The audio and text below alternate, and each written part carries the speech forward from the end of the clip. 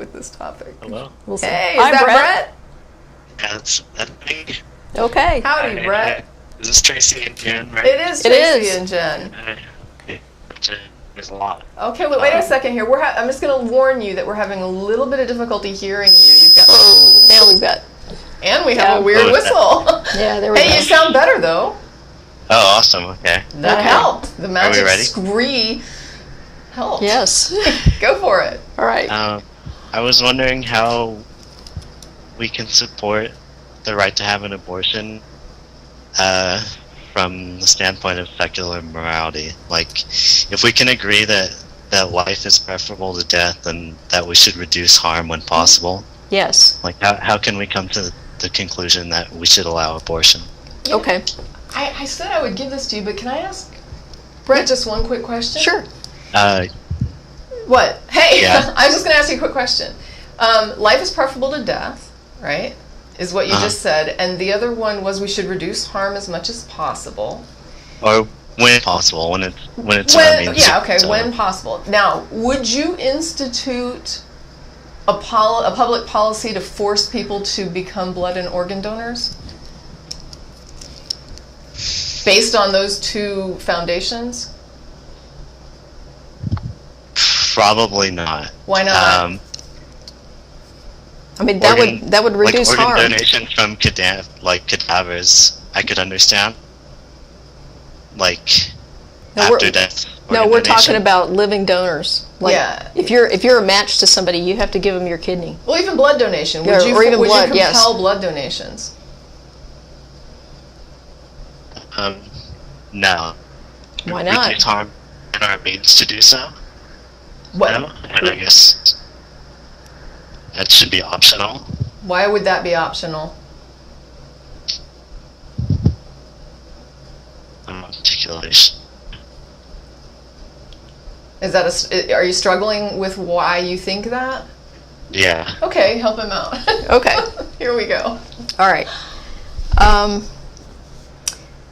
So you're saying that someone can't use your body to sustain themselves without your permission. Okay. So what's different about a pregnant woman? We're applying that to. Yes. Yeah, I sort of understand it now. Yeah, Okay. and especially when you think Really sure. of the comparison of a 9-month dangerous gestation that can result in all kinds of problems with the much less dangerous and much more temporal situation of donating a pint of blood. Yeah. There's risks involved. I mean, I have a friend that ended up in the emergency room after donating blood. Now, I'm a regular donor, so I can donate. But the reality is, there's a risk to you involved, and you are not required to risk your health and your life to help somebody else survive. Okay, yeah. I understand it a bit better now. Okay. I had originally thought that, if we leave it alone, it's eventually going to become a person. Sure. Sure. And if that were me, then I mean, I would take life any day, but the way you put it was a lot better. Well, that's why it's Okay. a choice, because there's a risk, right? So Yeah. you have to. It's like with the blood donation when you said I would keep it optional. Well, that's pro-choice. I would keep it optional. I would let the person who has to take the risks, that has to decide whether they want to endure 9 months of pregnancy, which is not a picnic, and often Right. sends people to an emergency room, can cause issues, physical issues for you for life, right? And some people die. And so if a person's going to go there, they have to make that decision. And a lot of times people tie that to the sex, right? And they'll say like, well, you had sex. And it's like, look, no, the reality is when you had sex, you had no way to know that in a month or two you were going to get hit with the information that you were now pregnant. And when you're hit with that information, you have a whole other set of options in front of you and decisions that you have to make, and a whole other set of risks that have now popped up that are the Right. result of this decision, which make it completely separate from the sex act. Yeah. Well, it's like we always say, consent to sex is not consent to pregnancy, and consent to becoming pregnant is not consent to remaining pregnant. Correct. A woman's decision to carry a fetus to term has to be an ongoing act of consent. Right. because she's giving up the use of her body Sure. for the duration of that pregnancy. Okay. Yeah. Well, I'm just thinking about it now. So. Yeah, and I Okay. mean, definitely is okay to think about it. You know, I mean, I'm not a theist, but it's been a hard thing for me to sort of contemplate and grapple with, I guess. it is Sure. it is something that I think a lot of people struggle with, especially because religion has so powerfully owned this dialogue for so long. Right.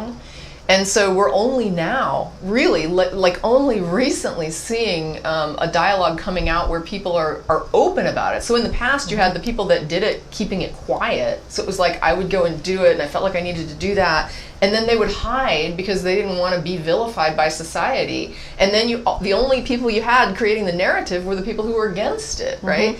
Now, prior to this, you had women dying, and they were willing to come forward and tell Right. their stories of how they almost died, or the people that died that they knew that had done this. And this is why this question was so huge, because women were dying over this, like it was really bad. And we've kind of forgotten that time, I think. And now what's happening is we're seeing a resurgence with people coming forward and saying, I had an abortion and I'm not ashamed to talk about it. Right. And I'm going Right, to talk right. about my story. And this is super important because it means that now we can have another side to the narrative. And that's what we've needed. Well, and the other thing is that because of this religious contamination of the dialogue involving abortion, you've now got these religious organizations, these anti-choice organizations who are coming in and saying, oh, but they're aborting, 9-month fetuses and harvesting their brains, and you've got, fake videos out there Oh my gosh, yeah. that are That's right. basically poisoning the dialogue about this. And what I want to tell you is, that video has been exposed as a fake. That fetus that was shown in that video was actually a stillbirth. And there was the audio about harvesting its brain was something that was dubbed on Yeah. after the fact. Had nothing to do with a Planned Parenthood clinic.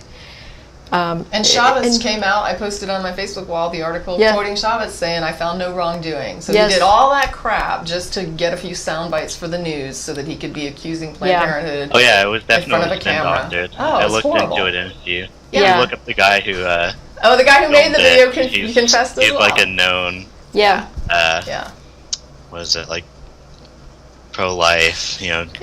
Right. And so really far right. And the other thing they do is they take video that was taken from China where they have this, for years they've had this one-child policy, and they would force women to have an abortion even Yeah. if they were, pregnant and the fetus was viable. They would still force women to undergo an abortion, which at that level involves actually Yeah. induced labor and delivery. Okay, it's not this, Yeah. vacuum.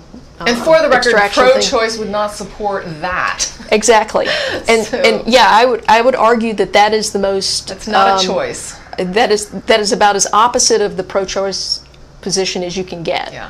Because I'm very much pro-choice, and it's not my decision, whether a woman gets pregnant and stays pregnant or not. It's her call either way. Mm-hmm. Even if she's carrying a child that has some kind of catastrophic chromosomal anomaly, I support her right to carry that child for as long as she needs to, and to terminate that pregnancy whenever she needs to.